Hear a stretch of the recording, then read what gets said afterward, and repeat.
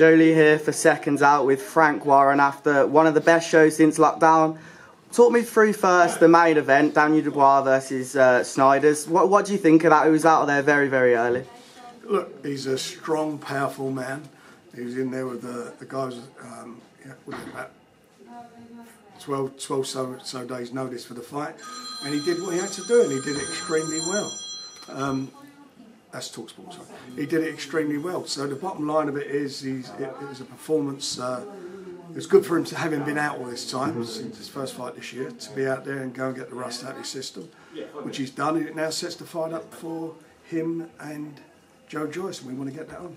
Of course. How do you think mentally it'll affect him, being as that the Joe Joyce fight has been rescheduled? This is the third time it's been rescheduled now. How do you think it's affecting, training for someone and then it keeps getting postponed? Well, look, they both had fights now, so they've got that frustration out of their system, and now hopefully they'll be training for the real one, the big one.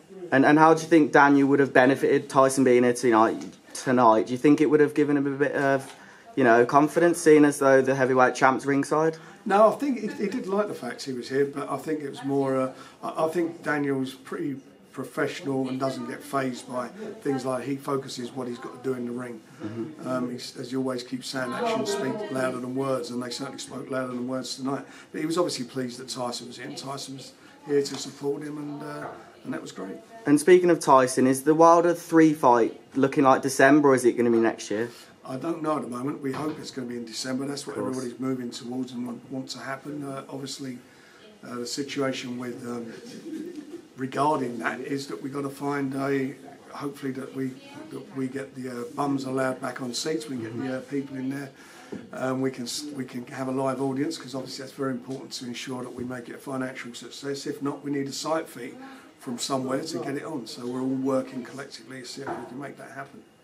And obviously Dillian Whyte, you and him have exchanged a few words in the last few days. What have you got to say at the moment? Is it a case of, unlucky still, or what are your thoughts on Dillian at the moment? I've got no thoughts. I don't think about him until you mentioned it. I don't think about him at all. It's not even in my mind. All I care about is what our fight is and what we did tonight. And if he wants to come back now and fight Daniel, I haven't got a problem with that. Or fight Joe, we'll do it in a heartbeat. Were you surprised when he lost to Povetkin?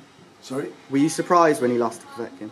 No, I think at the end of the day, it was what it was. He got caught. He was winning the fight, and he got caught by someone who's got a real lot of experience, both amateur and professional, and he showed again that if he gets caught, he goes.